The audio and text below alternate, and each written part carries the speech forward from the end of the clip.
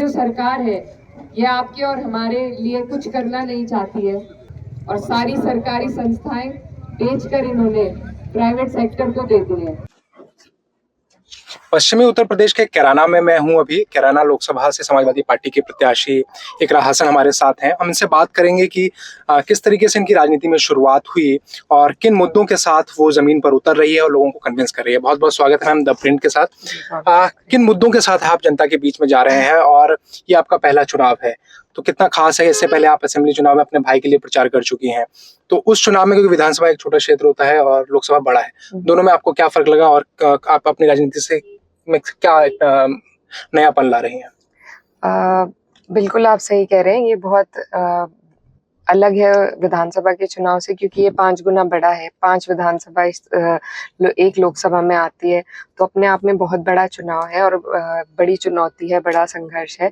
लेकिन हम लोग 2 साल से मैं फील्ड में हूँ और लगातार हम घूम रहे हैं, प्रयास कर रहे हैं लोगों को जागरूक करने का। इस सरकार की जो नीयत है आम जनता के लिए, उसको उजागर करके लोगों को जागरूक कर रहे हैं और प्रयास कर रहे हैं कि हमारे क्षेत्र में भाईचारा बने और क्षेत्र के विकास की बात हो। और हमारे यहाँ गन्ना बेल्ट है, तो पेमेंट का एक बहुत बड़ा मसला है, जो भी एक मुद्दा है इस चुनाव के लिए। साथ ही में महिलाओं की उच्च शिक्षा के लिए हमारे यहाँ कम संस्थान है, तो वो भी एक मुद्दा है। तो यही सारे मुद्दे लेकर हम जनता के बीच जा रहे हैं और मुझे उम्मीद है कि लोग इस बार भाजपा की राजनीति को दरकिनार करके और मुद्दों की बात पर चुनाव लड़ेंगे। लेकिन जब इस सीट की हम हिस्ट्री देखते हैं और डेमोग्राफी देखते हैं, तो उसमें मुस्लिम्स और दलित जो है वो बहुत इंपॉर्टेंट फैक्टर प्ले करता है। तो उसमें आप किस तरीके से जा रही हो? कि समाजवादी पार्टी का वोट बैंक जो है माना जाता है कि मुस्लिम है, तो दलित में आप किस तरीके से पैठ बनाने की कोशिश कर रहे हैं? उनको किस तरीके से क्या कन्विंस कर रही हैं आप उनको?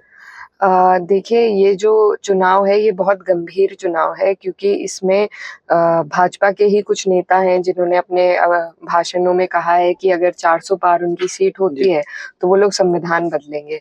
तो ये एक बहुत गंभीर मुद्दा है जो हमारे दलित समाज के लोग जिसको गंभीरता से ले रहे हैं और अब यही फैसला सब ले रहे हैं कि अगर ऐसा हुआ तो हमारे अधिकार हमसे छीने जाएंगे, जो कि किसी को भी मंजूर नहीं है। उसके लिए सभी को, ऐसे लोगों को जिताना है, ऐसी पार्टी लाइन से हट के भाजपा को हराने के लिए सभी एकत्रित हो रहे हैं। तो वही हमारा भी प्रयास है कि सब लोग इकट्ठा होकर आएं और जो तरीके से भाजपा आरक्षण को भी धीरे धीरे प्राइवेट सेक्टर में सारी सरकारी संस्थाएं बेचकर जैसे उसको डाइल्यूट कर रही है और सभी के अधिकारों को जैसे छीन रही है, तो उसके लिए जरूरी है हमें कि हम लंबी सोच रखें, पार्टी लाइन से हटकर साथ आएं और इंडिया गठबंधन को मजबूत दें, जो कि लोकतंत्र को बचाने की और संविधान को बचाने की लड़ाई लड़ रहा है। और मैम, इंडिया गठबंधन में जयंत चौधरी भी थे और जयंत चौधरी, आप उनको अपना गुरु मानती हैं, आदर्श मानती हैं। जब वो बीजेपी के साथ चले गए तो आप किस तरीके से देखती हैं उनकी राजनीति को? और उन्होंने, जब आपने भी कुछ दिन पहले एक बात बोली कि वो शायद मजबूरी में गए होंगे, लेकिन उन्होंने बयान दिया कि मजबूरी नहीं, ये जरूरी चीज थी, तो इस पर आपका क्या रिएक्शन होगा? देखिए, जरूरी क्यों था ये भी वो ही जानते हैं कि ये एक हजम होने वाला गठबंधन नहीं दिखता है, ना तो वैचारिक रूप से और ना किसी और रूप से, क्योंकि अब तक भाजपा ने उदाहरण दिया है कि वो किसान विरोधी है। 1 साल तक जब धरना चला तो उन्होंने किसी किसान की, जिसमें 700 किसान शहीद हुए, उन्होंने किसी की सुध नहीं ली और परिवार वालों से भी कोई संपर्क नहीं हुआ। मन की बात में प्रधानमंत्री जी ने कोई इस बारे में बात नहीं करी। साथ ही लखीमपुर खीरी का इंसिडेंट सभी को याद है, जिसमें इनकी पार्टी के एक नेता के बेटे ने किसानों को बेरहमी से कुचला था वहां पर, तो उनके खिलाफ भी कोई एक्शन इन्होंने नहीं लिया है। साथ ही एमएसपी का जो वादा था वो आज तक अधूरा है। किसान अपना पालन पोषण हफ्ते के अपने पेमेंट से, जो 2 हफ्ते के पेमेंट का वादा है उसके बलबूते पर करता है, लेकिन वो भी टाइम से नहीं हो पाता है। तो ये सरकार ने हमेशा ये बार बार उदाहरण देकर दर्शाया है कि वो किसान हित की नहीं है। और जैन जी हमारे पश्चिम की एक बहुत मजबूत आवाज है और उन्होंने हमेशा किसानों की बात रखी है। तो मुझे यही समझ में नहीं आता है कि जो पार्टी हमेशा दिखाती है कि वो किसान हित की नहीं है, तो उनके साथ मिलकर कैसे किसानों की परेशानियों का निस्तारण होगा, ये अभी तक ना तो देखने को मिला है, ना हमें समझ आया है। और ये वैचारिक लड़ाई है, धरातल पर अभी तक इसका प्रभाव नहीं देखने को मिल रहा है, क्योंकि हमारे जो क्षेत्र के लोग हैं उन्होंने लगातार संघर्ष करा है भाजपा के खिलाफ, चाहे धरनों के जरिए हो, मिलों पर जो धरने दिए गए हैं उसके माध्यम से हो, तो एकदम से वो अपना संघर्ष नहीं भूल सकते। और अभी भाजपा ने कुछ ऐसा उनके लिए करके भी नहीं दिखाया है चुनाव से, तो मुझे लगता है कि प्रभाव उतना नहीं पड़ेगा इस बार। आगे हो सकता है शायद, लेकिन अभी उन्हें ना तो पेमेंट दी, ना एमएसपी दिया, कोई ऐसी चीज किसानों को नहीं दी है। सिर्फ चौधरी साहब जो थे हमारे स्वर्गीय चौधरी चरण सिंह जी को उन्होंने भारत रत्न जरूर दिया है, लेकिन चौधरी साहब अपने आप में ही भारत रत्न थे, उनको जरूरत नहीं है इस जो भाजपा ने ये वोट साधने के लिए किया है। तो ये टाइमिंग के हिसाब से सबको पता है कि किस लिए किया गया है, तो सब ये बात समझ रहे हैं। और मुझे उम्मीद है कि किसान वर्ग हमारे साथ खड़ा है और खड़ा रहेगा।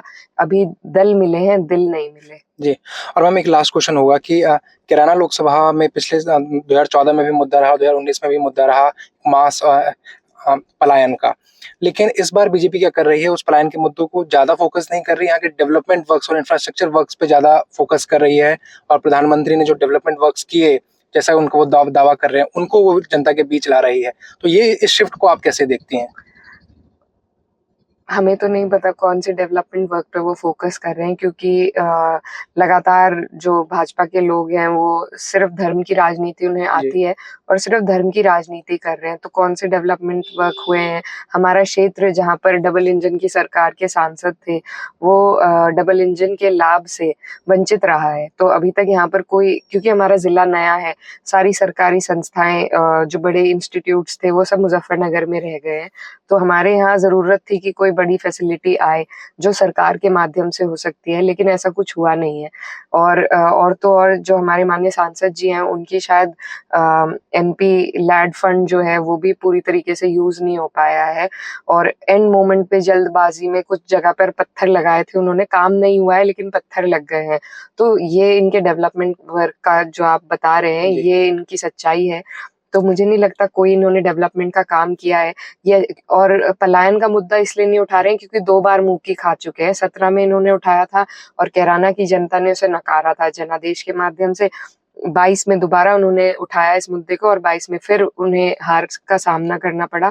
तो इसीलिए अब ये मुद्दा, क्योंकि धरातल पर हकीकत में ये कोई मुद्दा नहीं है, इसमें central agencies, local authorities, state agencies सब इसमें तहकीकात कर चुके हैं और कुछ इसमें सच्चाई पाई नहीं गई। तो इस वजह से अब वो अपनी शर्मिंदगी में नहीं उठा रहे हैं इस मुद्दे को, और ये बेहतर बात है। उठाने भी नहीं चाहिए इस तरह के प्रोपेगेंडा वाले मुद्दे। काम की बात हो तो बेहतर है, लेकिन काम उनके पास दिखाने के लिए कुछ नहीं है। क्या सामान्य लड़की जो यहाँ की है उसको ये मौका मिल सकता है जो आपको राजनीति में मिला? नहीं, देखिए अभी बहुत कुछ करने की जरूरत है। अभी हमारे जो देश की राजनीति है, सिर्फ इस क्षेत्र की बात नहीं पर ये पूरे देश की राजनीति में ये अंतर है कि मेरे पास एक बैकग्राउंड है, मेरे पास प्रिविलेज है जिसकी वजह से मैं इस मुकाम पे हूँ कि मुझे एक टिकट दिया गया है। लेकिन जो आम लड़कियां हैं, मुझे नहीं लगता अभी तक उनके लिए इतना आसान राजनीति हुई है कि वो लोग एकदम से आ पाए।